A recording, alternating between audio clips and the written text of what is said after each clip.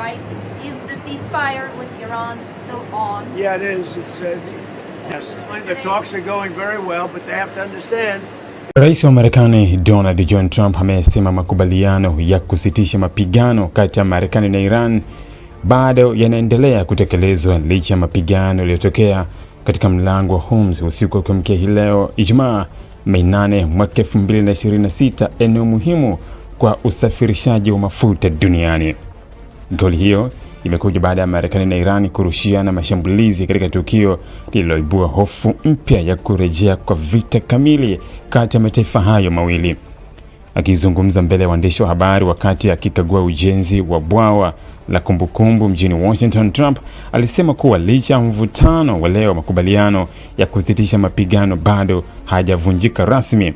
Ndiyo, bado yapo, walijaribu kutuchezea leo lakini tuliwapiga vibaya, Trump alisema, huku akisisitiza kuwa Marekani imejibu mashambulizi ya Iran kwa nguvu kubwa lakini bila nia ya kuanzisha vita vipya na vya muda mrefu.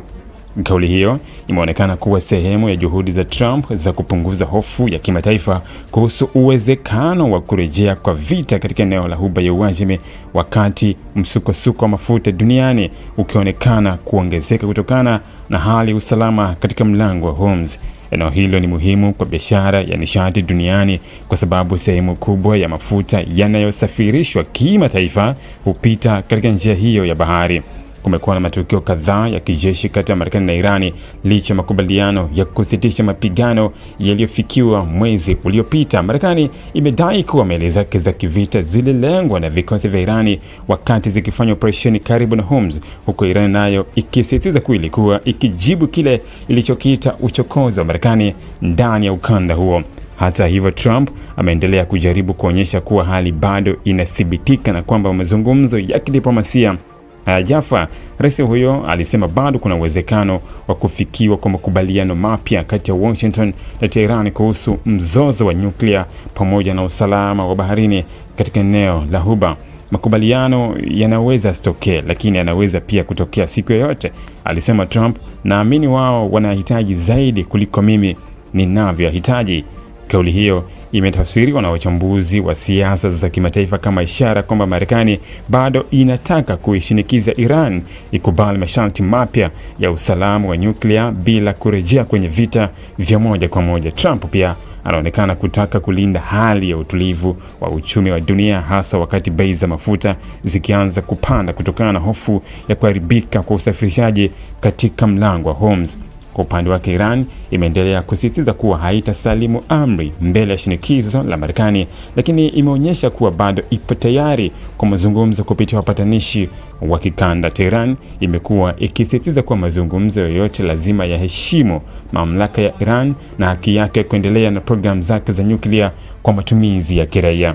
Mvutano huu umeendelea kuvuta macho ya dunia, huku mataifa ya Ulaya, China, Urusi yakihofia kuwa mapigano mapya kati ya Marekani na Iran yanaweza kusababisha athari kubwa kwa uchumi wa dunia pamoja na usalama wa Mashariki ya Kati. Wataalamu wa masuala ya kimataifa wanaonya kuwa tukio lolote kubwa katika mlango wa Hormuz linaweza kusababisha kupanda kwa bei ya mafuta kwa kasi zaidi, mfumuko wa bei duniani na kuyumbisha masoko ya fedha.